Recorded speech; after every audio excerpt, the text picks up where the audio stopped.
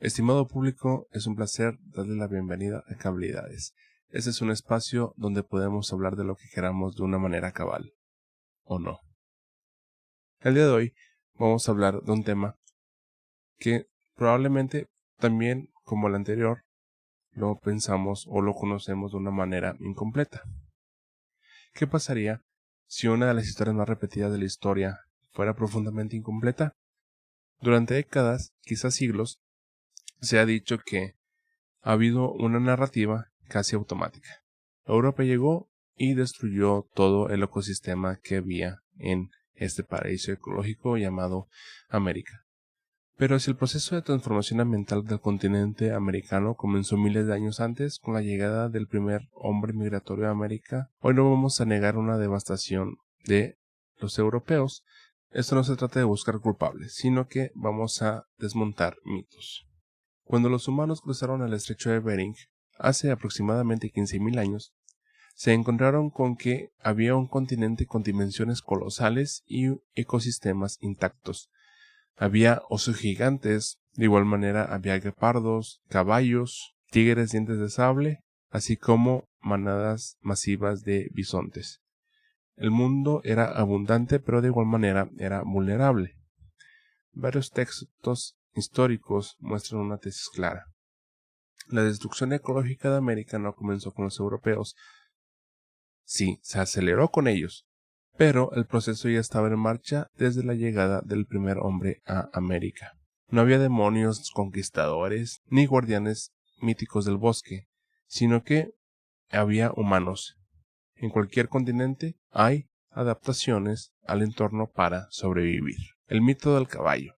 De igual manera, una de las cosas que se dicen es que los europeos trajeron los caballos al continente americano, pero hay datos que dicen que ya había caballos en el continente muchísimo antes, o ya existían aquí, entre los cuales varios textos mencionan que las razones por las cuales esos animales ya no están o se extinguieron fue a causa de la caza. A diferencia del mamut o el bisonte, estos eran más fáciles de cazar, implicaba menos riesgo y de igual manera implicaba una manera más fácil de acceder a comida para tu familia. Cuando las técnicas de caza mejoraban, había más presión sobre estos animales y por ende una mayor o más rápida extinción. En el caso del mamut, no desapareció únicamente por el cambio climático, que fue una de las causas principales, sino que aparte del calentamiento, después de la última glaciación, la técnica de caza con el verdugo principal que fue el hombre fue mejorando, ya que al momento de empezar a cazar estos animales había muchas pérdidas humanas. Básicamente lo que se perfeccionó para poder cazar mejor a este animal fue lo que se llamó como trampas lodazales, que simplemente era eso, extensiones de tierra que se llenaban de agua, hacían fango o lodo y hacían que el animal pasara por ahí, y al momento de que el animal pasaba por ahí, quedaba atrapado y ya lo mataban de una manera, sí era lenta y agonizante para el animal, pero pues era lo que tenía que hacer para sobrevivir el ser humano. La naturaleza estaba intentando adaptarse al cambio climático. ¿Hasta qué punto se podía hacer eso para ellos? Pues hasta que el humano interviniera con ellos y impidiera esa adaptación.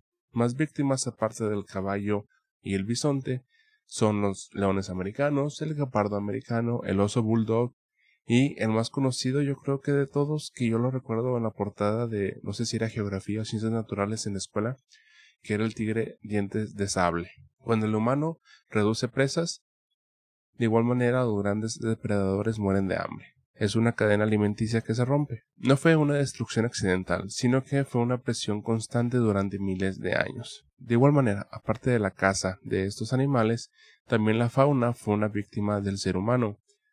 La agricultura fue un punto de quiebre en este aspecto.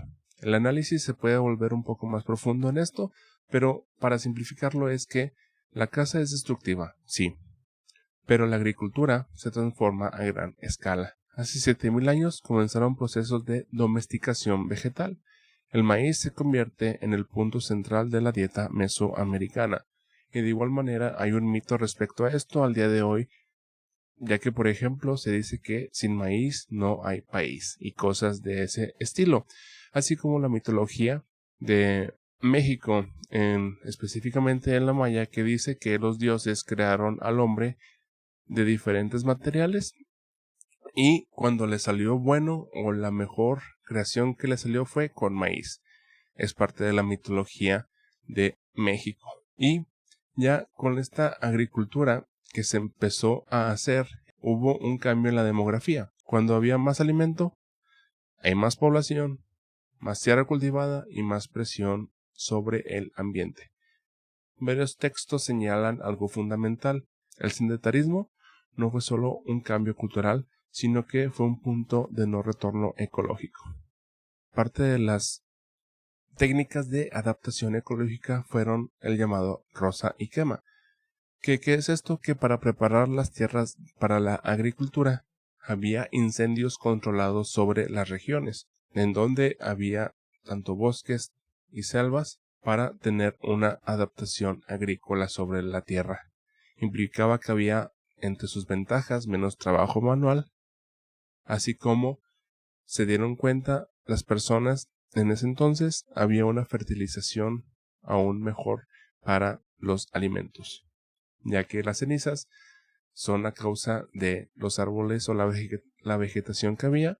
Estos servían como abono y fue una manera de tener mejores frutos. Pero de igual manera hubo consecuencias, entre las cuales está la deforestación progresiva, los incendios que se salían de control, así como la transformación irreversible de los paisajes. El colapso agrícola significaba que las tierras agotadas se dejaban atrás y se avanzaban hacia territorio virgen. El progreso material florecía proporcionalmente a la destrucción ambiental. Aquí el conflicto se intensifica y te hace preguntarte, ¿puede existir una civilización sin impacto sobre el medio ambiente? ¿Qué civilizaciones fueron las que sufrieron estos acontecimientos? El caso de Teotihuacán. La deforestación masiva alrededor de la ciudad generó cambios climáticos regionales. Cuando hay menos bosques, hay menos lluvia. Si hay menos lluvia, hay sequía. Y si hay sequía, hay hambruna. Y si hay hambruna, hay muerte. Varios estudios óseos de la época muestran desnutrición. La crisis ambiental procedió a un colapso político y la naturaleza no fue un escenario pasivo, fue un actor decisivo. Cuando llegaron los europeos aquí a Mesoamérica o al continente americano, cuando llegaron a las ciudades principales ya estaban en decadencia. El mundo maya. Varios textos y académicos sostienen que todo apunta a una crisis ecológica, la deforestación, la sobreexplotación agrícola, de igual manera la contaminación de los recursos y también un poco de sobrepoblación. Otras teorías existen, así como la guerra, rebeliones, epidemias, etc., pero incluso todas ellas terminan conectándose con cambios en las presiones demográficas. El sistema agrícola colapsó. Y cuando el sistema agrícola cae, la civilización cae. El caso de Tenochtitlan. El sofisticado uso de chinampas en el lago de Texcoco causaba salinización, baja oxigenación y acumulación de desechos. Una ciudad brillante, asentada sobre un sistema ecológico cada vez más frágil. El paralelismo muchas veces se hace con Venecia, que eran ecológicamente similares. Ambas modificaron profundamente su entorno. No buscamos absolver a Europa, para nada. Simplemente estamos buscando otra cosa. Quiero quitar la imagen del indígena como el guardián perfecto de la naturaleza, como la hacen otras civilizaciones, con los celtas, por ejemplo, allá en Irlanda, en Escocia, en las Highlanders, y el espíritu del bosque y todas esas cosas. Sino que el argumento es incómodo. El encuentro entre Europa y América fue el choque entre dos sociedades que eran depredadoras. Ganó simplemente la que era tecnológicamente más avanzada. Eso no convierte a una ni a otra en moralmente superior o inferior, sino que simplemente nos obliga a revisar las simplificaciones históricas que hacemos al momento de llegar a conclusiones respecto a hechos históricos como este. Así que piensa, la historia mental de América no comenzó en 1492, sino que comenzó cuando el primer humano pisó el continente americano, hace más de 15.000 años. Transformar el entorno es parte de la condición humana.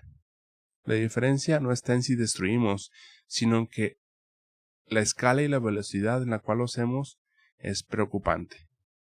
Tal vez el verdadero problema no sea la civilización indígena, europea, asiática, oriental, etc., sino que el problema sería que la inteligencia humana siempre va un paso adelante de la responsabilidad ecológica. Y esa tensión se puede ver al día de hoy.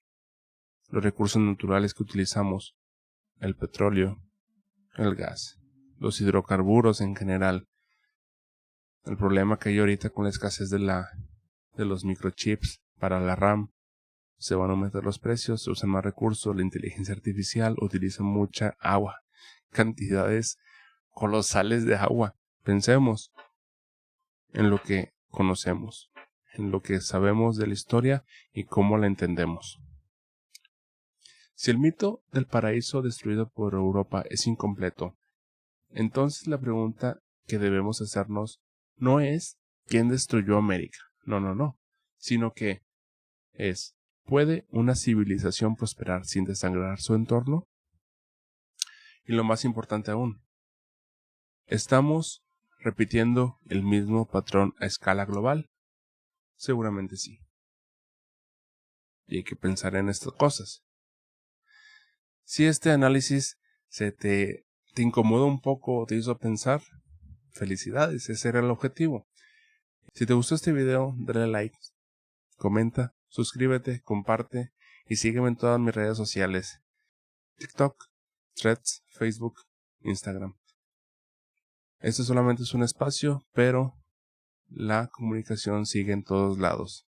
Piensa cabalmente. Chao.